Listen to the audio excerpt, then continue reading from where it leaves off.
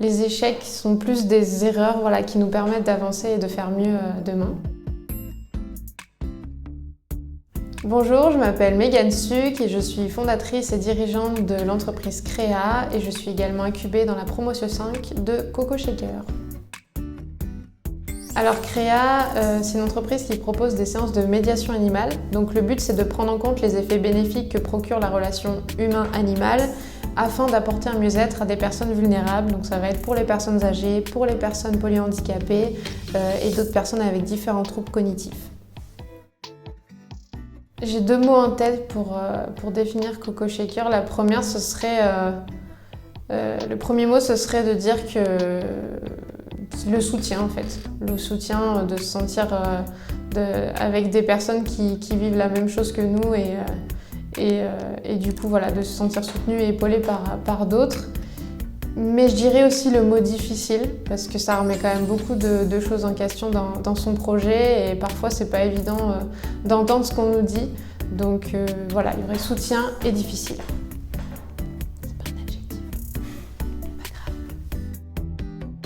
grave. L'incubation m'a appris que malgré que je sois rentrée dans Coco Shaker avec une entreprise déjà créée, il y avait encore beaucoup de choses à faire. C'est aussi pour ça que j'ai intégré la promo. Je savais que mon entreprise était vraiment au tout début.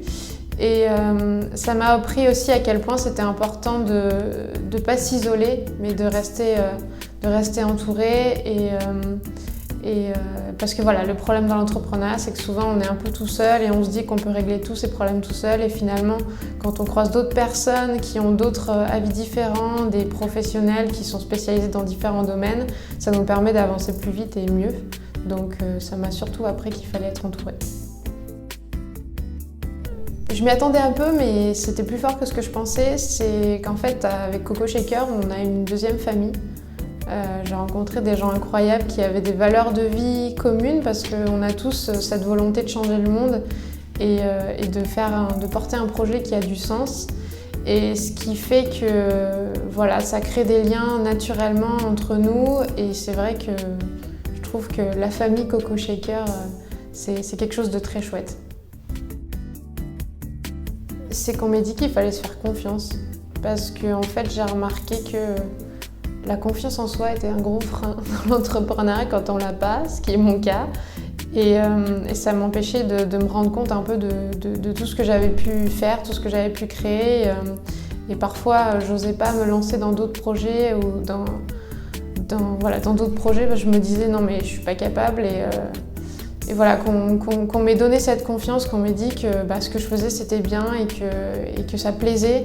Je dirais que c'est un des meilleurs conseils qu'on m'a donné, c'est vraiment garder cette confiance en soi. Au début de l'entrepreneuriat, je ne me faisais pas assez confiance, ce qui fait que j'ai perdu des potentiels clients parce que j'osais pas aller dans l'inconnu. Donc j'ai notamment une dame qui avait un enfant autiste qui voulait que je travaille avec cet enfant parce qu'elle pensait que la médiation animale serait géniale pour lui. Et j'ai pris peur et je lui ai dit non.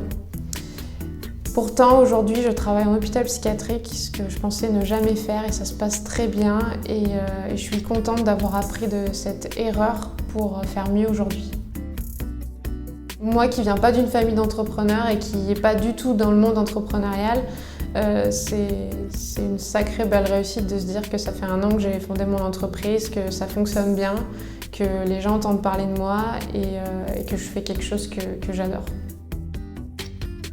Les projets à venir, il y en a plein. J'essaie de pas trop m'éparpiller, donc j'essaie de garder une ligne directrice, mais déjà ce serait essayer de travailler avec plein d'autres publics. Donc déjà travailler encore plus en psychiatrie, aussi bien avec les adolescents qu'avec les enfants.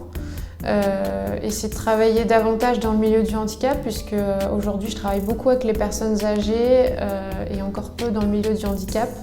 Donc il y a des potentielles choses qui vont arriver là-dessus. Et puis essayer de s'étendre un peu plus dans le Puy-de-Dôme pour qu'on entende parler de la médiation animale et qu'on sache vraiment ce que c'est et à quoi ça sert. Oser.